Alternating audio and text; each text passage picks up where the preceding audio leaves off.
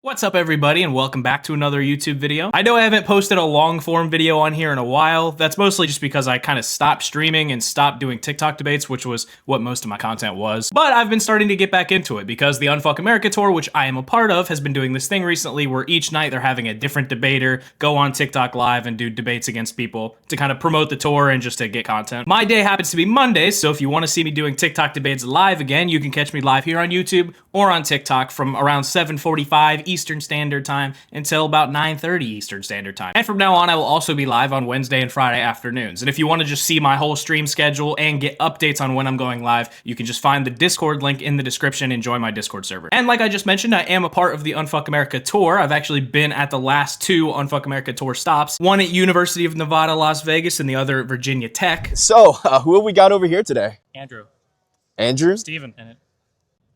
And these events are actually a lot of fun, and I think we do a lot of good by going out to these college campuses and having the types of conversations like the one you're about to hear in this video in person, in real life with these college students. So if you want to help support the tour and support me going out to these events, you can go down to the top link in the description and donate to the tour. I would really appreciate it. As for this particular video, what you're about to see is the last couple of minutes of a conversation that I had with a conservative MAGA supporter type during my most recent Unfuck America TikTok debate time slot. And this guy was a classic both sideser. I mean, he was defending Trump on literally every point I threw at him. He was glazing Daddy Trump as hard as he could, just trying to defend him from absolutely every single angle all at once. It was wild. So at the very end of the conversation, once I'd kind of given up on all the attack strategies and just realized that I wasn't going to get anywhere with this guy, I tried to do something that I usually don't really do. I tried to bring it all back down and appeal to this guy from a conservative point of view, from the angle of conservative principles. Talk to him like I was on his side and that I was just worried about Trump in particular. And it seemed like I was actually able to get through to him a little bit. Now, the both sidesism definitely continued, that is for sure. But even with that, I was able to keep chipping away at him a little bit by taking this angle, and it seemed to work to a certain degree. So I just wanted to share this part of the conversation with you guys. As always, if you enjoyed this video, make sure to drop a like on it and subscribe to the channel now that we're making a comeback to YouTube. And I appreciate you watching this video. I appreciate you being here. Thank you very much and have a great rest of your day. Can I tell you my number one thing I hate about Trump? If it says anything to do with immigration, no. No, it's not gonna. Well, I mean, it's tertiarily connected, but not by any means that we would have to talk about. Here's my biggest beef with Trump. I hate what Donald Trump has turned me into. I hate the fact. So you remember earlier when I said that, like, I'm a total Constitution simp, right? That's the number one thing I care about, right? Yeah. I live in a state in which my state legislature passed an assault weapons ban, and our governor vetoed it at the time, which I was like, thank fuck, because I love guns. This election that just happened, the 2025 like governor's election and all that shit. I live in Virginia, right? So we had elections. I had to vote blue down ballot, knowing full fucking well that they're going to now they're going to pass another assault weapons ban, and it's going to get signed by the new governor. I've just voted away my right to buy rifles in my state because Trump is that scary to the notion of constitutional rights, and I hate that. I would do anything to have a Republican president that wasn't itching to set the Constitution on fire. That would be lovely. But we don't have that. What's your biggest constitutional gripe with him? Like, what is he, other than like, if you're just gonna say January 6th, I'll be like, whatever. But like, are you gonna, like, right now? Well, January 6th, what is it? But I think I briefly mentioned it. It's hard to point to as like an individual thing. But I firmly believe, and I could back it up with like a million examples, firmly believe that Trump, I want my president to see the Constitution as a beautiful thing, as something amazing, as something incredible that we have, that protects the rights of our citizens, that structures our government. I want them to see it as an awesome thing. I firmly, wholeheartedly believe that Trump sees it as an obstacle, sees it as a roadblock, as an impediment to the things he really wants to do. And you see that with almost every action this fucking guy takes, as he's trying, and you actually see it with the rhetoric. Holy fuck, this is the best example I could ever give you. It's the third term thing, right? When talking about the third term, I don't remember who it was, so I'm sorry for that. But there was a Republican senator that was asked in an interview, like, hey, do you think Trump's really going to run for a third term? And the guy said, rightfully, well, if you just look at the plain text of the Constitution, he can't. He's not allowed to. And I was like, fucking base, good job, that's true. But then he followed it up with exactly the thing that sums up Trump.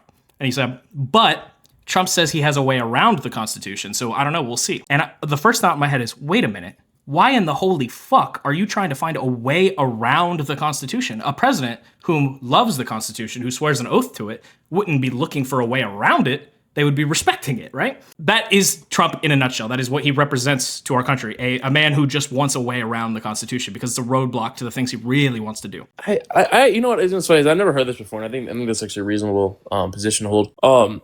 I agree that Trump looks at it that way, but I don't think this is honestly, I really don't think this is any different than anyone else. I think everyone that goes in the office or everyone that goes into any position of some power in America is really wishes down to their very soul, because they're obviously probably doing it for some altruistic reasons, or look at Obama. I'm sure if Obama wanted to, deep down, or not if you want to, he did want to deep down say, hey, we're gonna put the Constitution aside and I want my healthcare passed in every way. I'm sure that was his entire goal since the start. What about the Constitution would have prevented him from getting? Whatever. I'm talking about whichever. Not necessarily. I know, but on that's the disconnect we're having, is that I really am talking about the actual Constitution of the United States. People will say this stuff. People love to bring up the Biden student loan thing, right? Where he tried to do student loan forgiveness, and the Supreme Court shut that down. And the reason people make this equivocation is because they associate the Supreme Court with the Constitution, right? They think that the Supreme Court is always speaking on constitutionality when they rule, but they're not. The Biden student loan forgiveness thing got shot down on a statutory basis. They didn't say you're violating the Constitution. They said you're violating the text as written. You see, the Constitution is the supreme law of the land that is there to protect the rights of the citizens. Whereas legislation can be just passed by Congress with a majority. You acknowledge that all the Constitution is just an insurement of rights. Yeah, it's just a shield. I like to call it my shield. Yeah, but all it is just you can call it a Bible or some sort of text that is just policies, practices, procedures. It solely exists for two reasons, really. The actual main body of the Constitution exists to lay out our governmental structure. There, to a degree, I care about that, of course, but that's not really where my main focus is. My focus comes from the Bill of Rights specifically, and then the subsequent amendments. I think the 14th. Well, I understand. You put those above all else, and you probably think those are more important than theoretically, not even theoretically, legally, they are above all else. No, I get it. But I'm talking more principally, not necessarily legally. But I would say that most people that go into office have this, that they do look at I'm sure a lot of people have come to conclusions that some of the constitutional things are unfair. Some of the structures are unfair, and that we should not follow them. I'm sure if Obama wanted, said, hey, we have some fucking, let's say he had a 50-50 or I guess it couldn't be a 50-50, a 49-51. He'd be like, oh, we can just, subvert it. Or I'm sure that there's some rationalization in people's brains that we need to get things passed and we need to get things done, and that my views are so good that they need to be passed. I would agree with you entirely. The fundamental difference that I see and that I think is fucking vital and really deeply important is that when that happens with other presidents in the past, not all, we can point to your Abe Lincolns, you can point to your Andrew Jacksons, but at least in modern times, when that happens, when there's a constitutional roadblock to a policy agenda that they want to enact, they just take it on the chin, because that's what you have to do as the president. When you become the president, you don't say, what are you swearing your oath to? I will uphold the Constitution, right? That's what you're saying. But I think Trump takes it on the chin in legal ways. He doesn't. And then he just violates the law. But he violates what to do? What violates what, just to get it stopped in court? Just to get for it to not go through? I mean, recently we've seen an increase in the amount of times in which he has had stuff shot down in court and then done it anyway, because he just doesn't give a fuck. Good example, while the government was shut down. Now I know we're on the way out of the government shutdown now, because the Democrats are pussies. But while the government was shut down, he was ordered by two different trial court judges, and then those rulings were upheld by circuit court judges to say, hey, there is a reserve pot for SNAP. Congress has created a reserve funding pool for SNAP. Use the fucking reserve money and pay people out their SNAP benefits. And Trump was just like, nah, and just fucking refused to do it. He's just like, fuck you, I'm not doing that shit.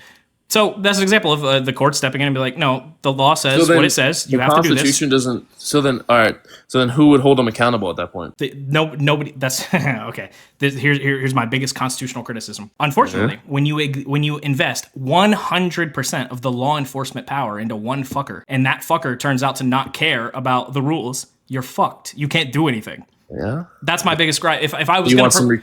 If I was going to propose, sort of, kind of. If I was going to propose a constitutional amendment, it would. Well, I have two. I have two that are top of mind. Now I know you've expressed some disdain for the January 6th conversation, but I would have a constitutional amendment to give some weight to Section 3 of the 14th Amendment, because it needs it. And then secondly, I would invest some law enforcement power. Now, I don't know what this would look like. I haven't thought the policy out, but invest some law enforcement power in someone else besides just the president. Having one guy control all law enforcement mechanisms seems kind of goofy, because then what happens when that one guy just doesn't give a fuck about the law? I guess I would just like, I don't know if that'd be like a logistical nightmare, but it would just be like, who would have that power to? Because it can't be presidential appointed, because that's the same thing as having the president. It would have to be like a. It would have to be reside. It would have to reside in the legislative or the judicial. Yeah, it'd have to be like the Senate. I think I would. I don't know. I would have to think more deeply on this. I was going to say I think I don't know if I'd have an issue with it being sitting with the Supreme Court, but then I don't know if it's a great idea to have that power sitting in the hands of an unelected body. I don't know. That's just presidential appointment, anyways. I think it should be like, if that was the move, and I don't actually disagree with this, have some level of authority put into the give it to the Senate, or give it to the give it to the House, or give it to both.